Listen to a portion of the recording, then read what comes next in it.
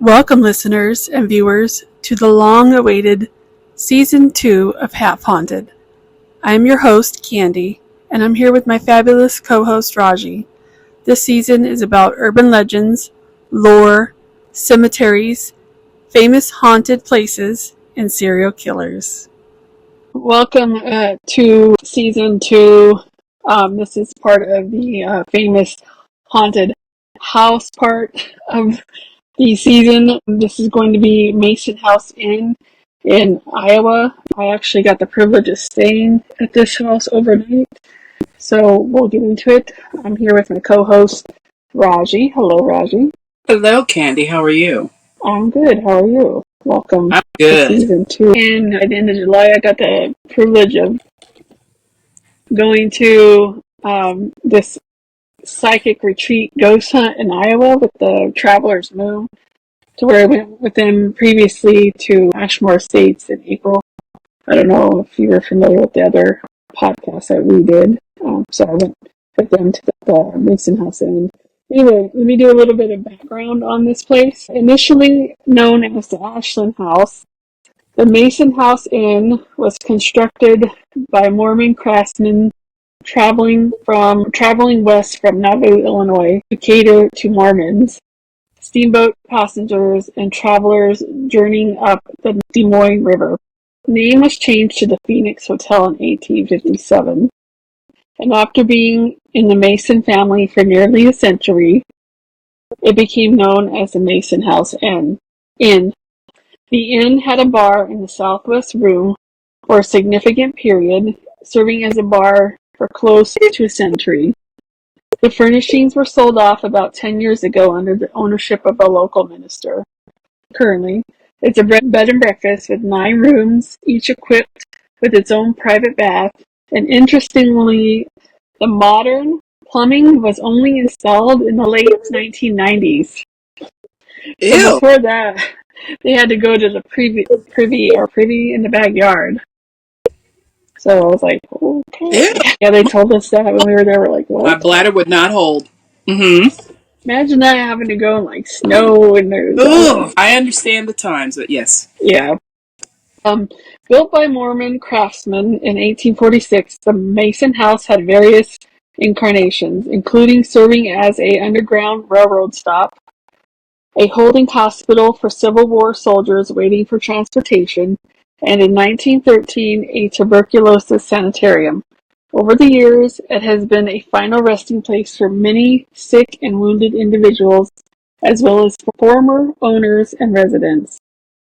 Numerous deaths have occurred within the walls of the inn, including Lewis Mason dying of diphtheria in 1868, along with several of his patients, Mary Mason Clark passing away from a heart attack in 1911, Dr. Gray succumbing to an illness during the boarding house years in the early 20th century, and Fannie Mason Kurtz dying in the dining room in 1951.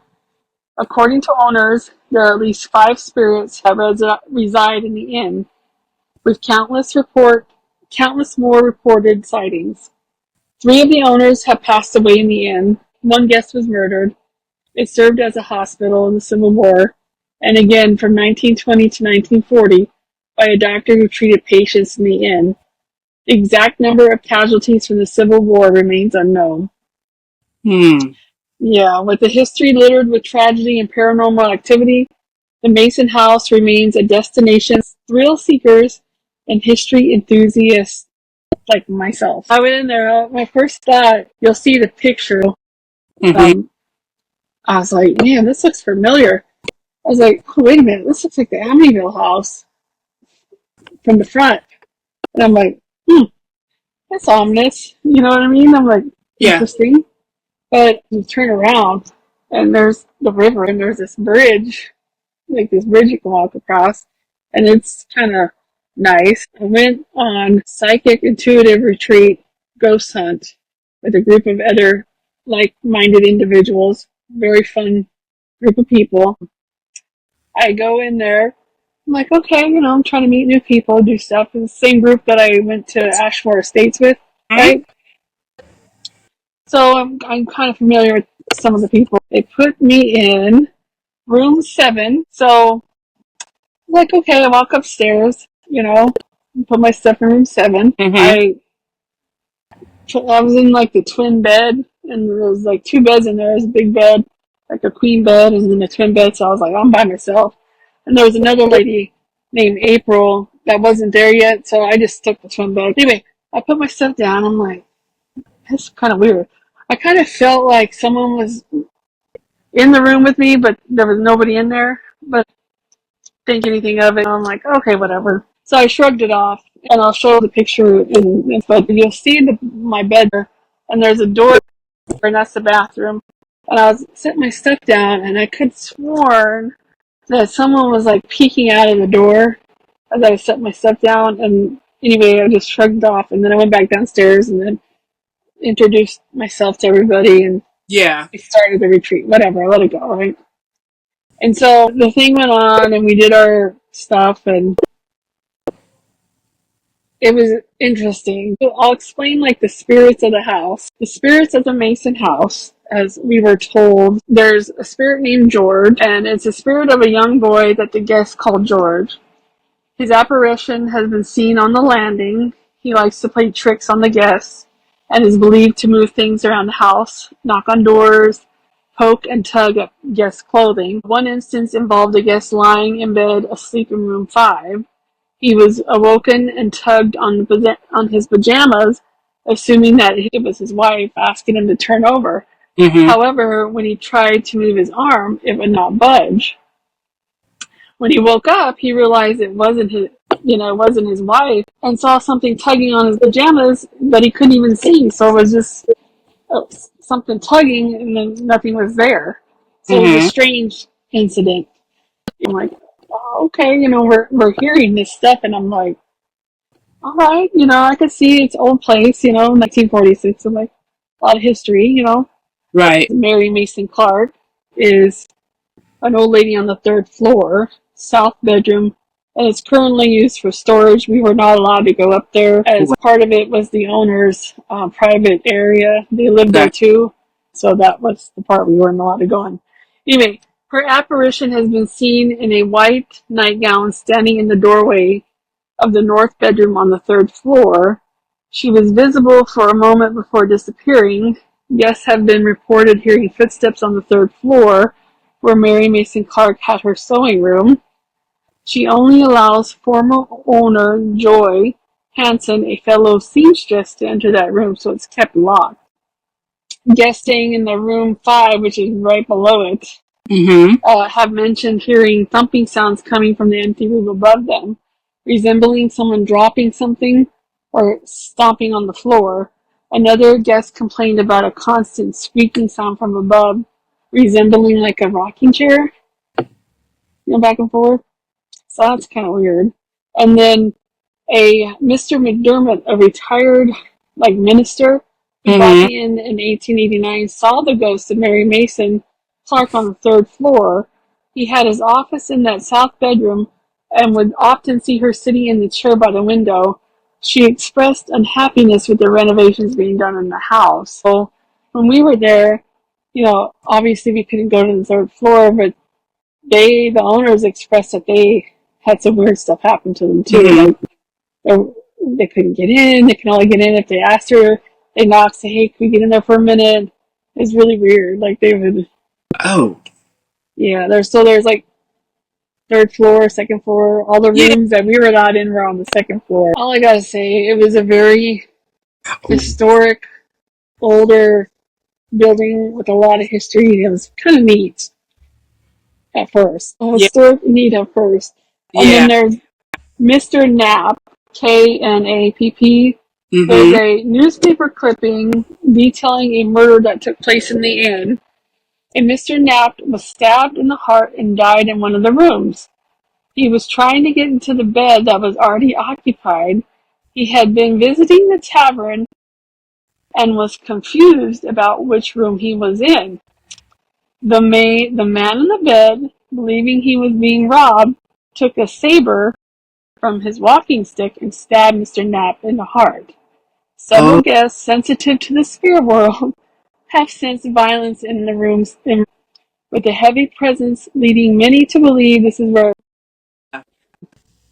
So this word gets good. So anyway, several guests sensitive to the spirit world have had sensed violence in room 7, have experienced heavy presence leading to believe this is where Mr. Knapp was murdered.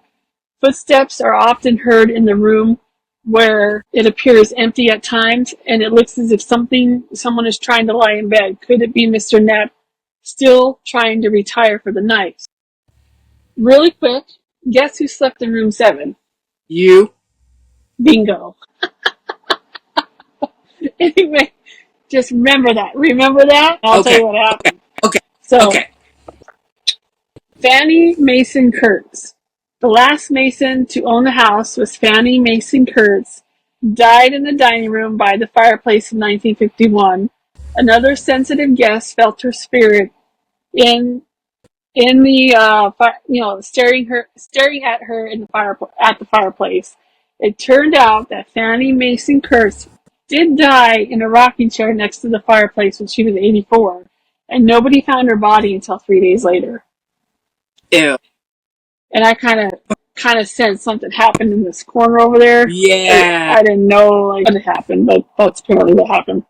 And Okay. then there's an old man, the ghost of an old gaunt man with white hair has been seen on the second floor. He often appears in mirrors, disappearing when one turns around. His head is the most prominent feature. The rest of his body often appears as a column of fog. In one instance in room 8, the owner's daughter saw the head of an old man floating across the room in the dead of the night. Mm-hmm. So that room 8 is weird. Harold, which I sent you a picture. The drawing. Harold's the main guy that looks with the beard. Main dude, that's Okay. Harold. Harold is a Civil War soldier gatekeeper, a salty Civil War soldier who was injured in a border skirmish and died from gangrene, is considered the resident alpha male. Yeah. Oh. So, my experiences with all those ghost people I described, right? I was like, no fucking way, right? Anyway, she guessed, she thought mine was a cross. My brother like cross. He's special needs, like cross. Anyway, I guessed her shit was an inhaler, the color, the number, like, this is cool. So we learned how to do that, right? We did the tarot cards, learned how to do that, I got that. So, we get to the good part, right? We Yeah. go up and we're doing these things. I'm recording with my little recorder here, this thingy here. I got one of those, and it follows you Yeah. around. Got one of these. I'm like, okay. I'm going up and I'm like, I'm sitting here and I'm going to room 8 and I'm like, I'm sitting down and there's this, I go in room 8 because I'm in 7 at the end of the hallway. Room 8's around the corner and I'm like, I go in there and I'm sitting down and this lady and her boyfriend, husband, I don't know.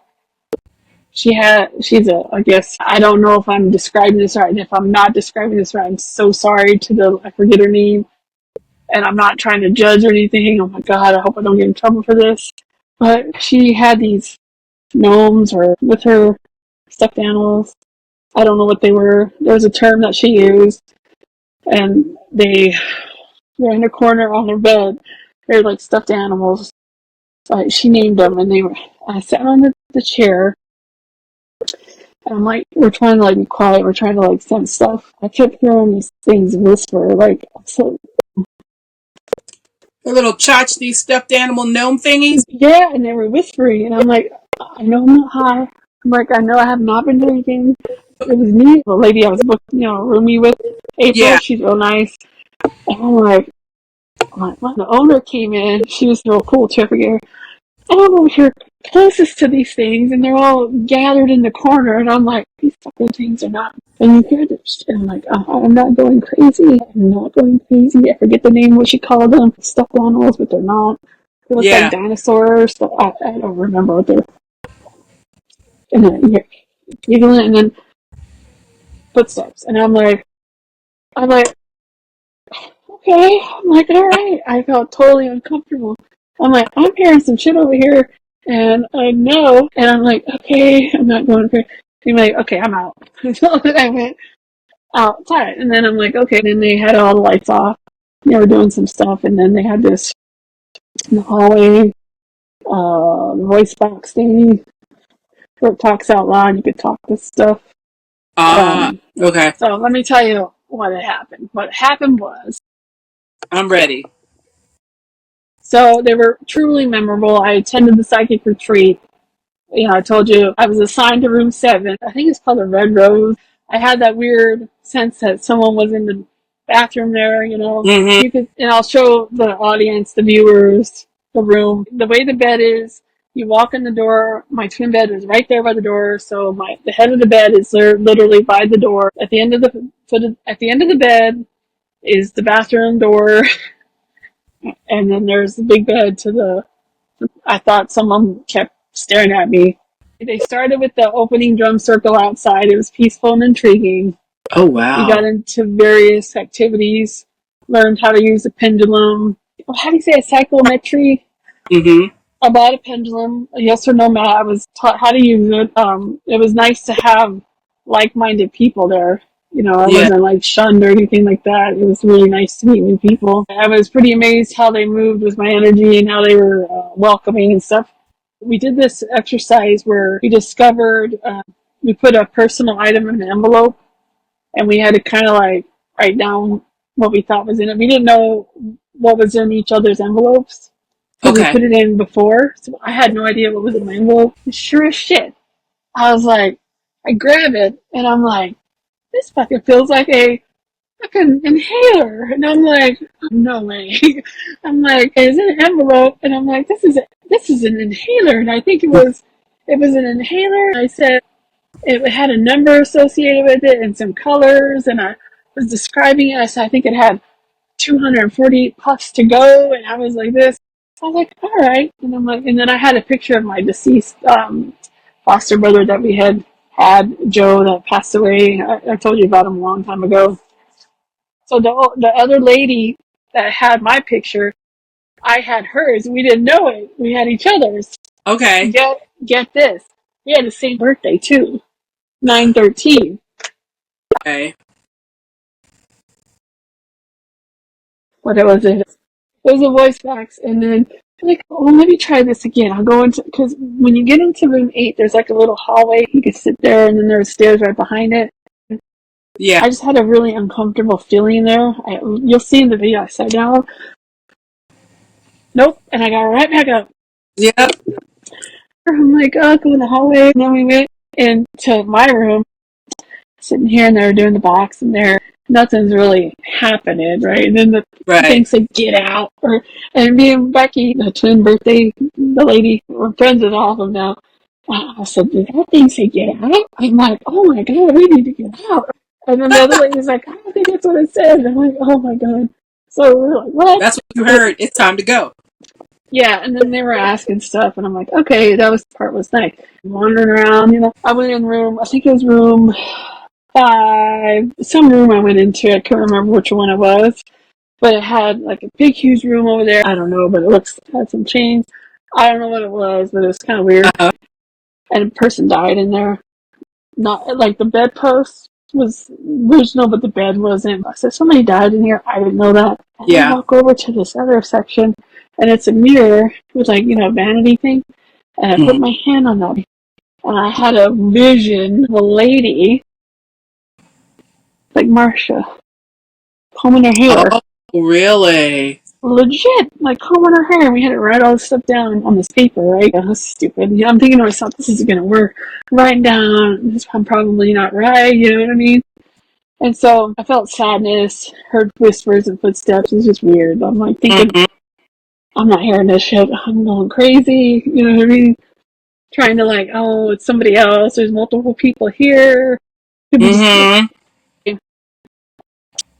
we went downstairs and they're like, what did y'all feel? Blah, blah, blah. Well, I was right. There was a lady that lived in there and she actually used that and brushed her hair and she died. Somehow that was her space. And there's actually people that have actually seen her. People that have wrote, there's journals that you could buy, guests that have had ghostly encounters that have written in journals. Oh, okay. And that's one of the main things that people have seen was a lady combing her hair. So we all went downstairs.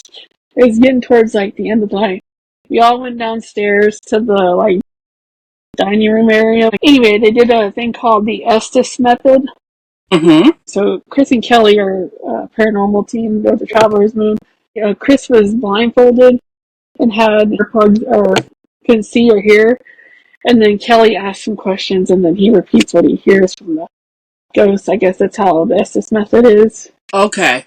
So I'm sitting here and Chris was like, he would be the next one next to me. He wasn't like right next to me, but he was like right there, right? And we're all talking. He can't hear any of us, but Kelly's asking him questions and I'm like recording him. And Kelly heard a noise and she goes, did anybody hear that? And I'm like, no. And then when I got back to the house after I came back, I listened to my recording and you could hear it. Mm-hmm. And I'm going to post up because you could Mm-hmm. hear, it wasn't any of us, but you could hear someone say, or something to that effect. You could hear a different person say something.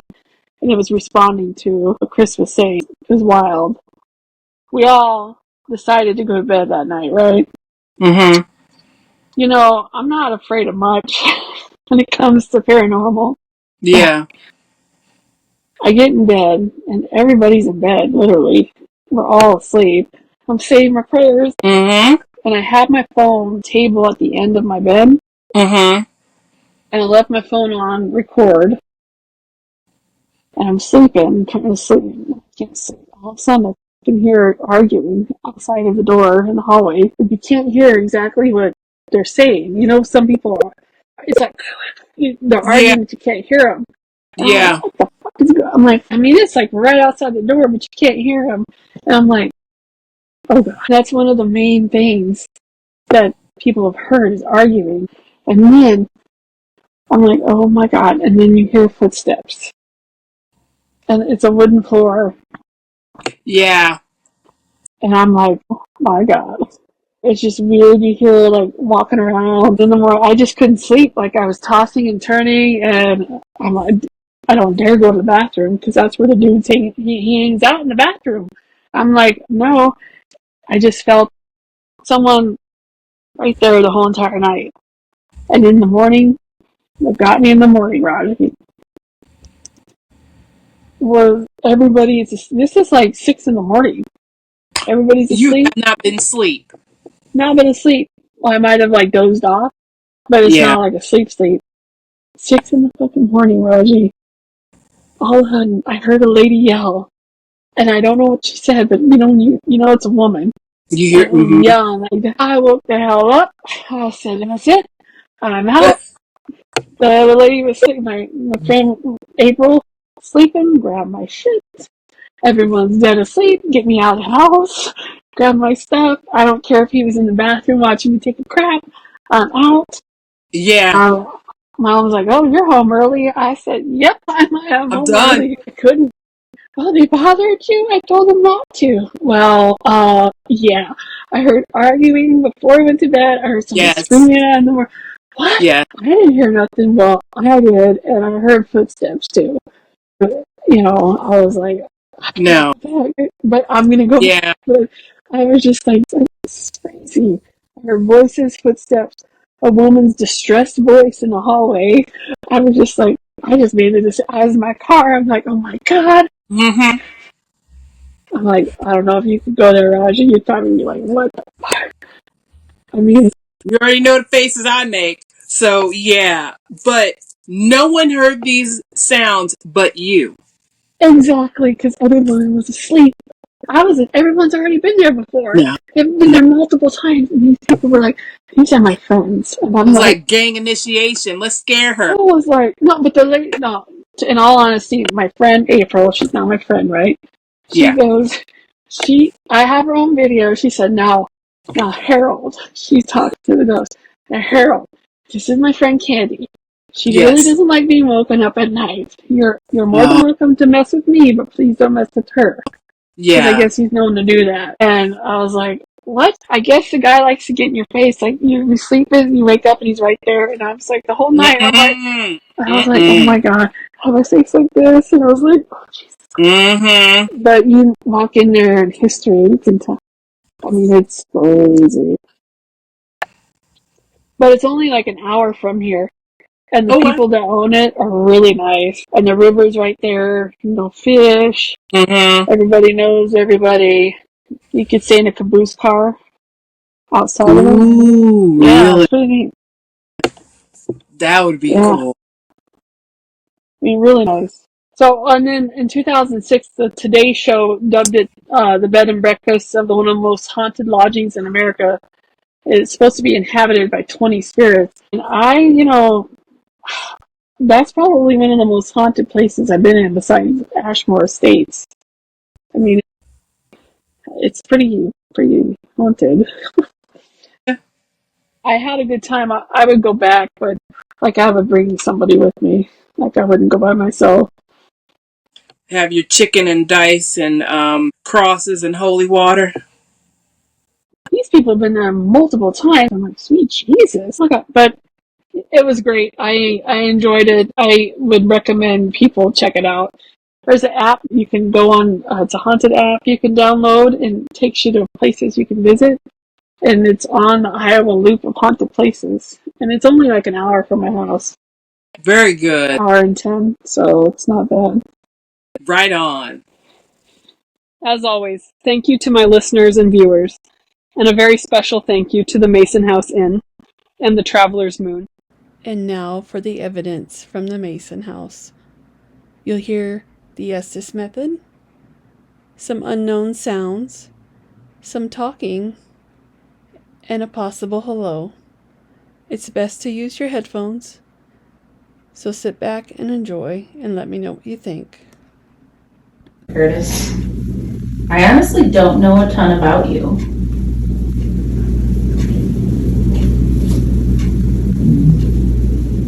How old are you, Harold?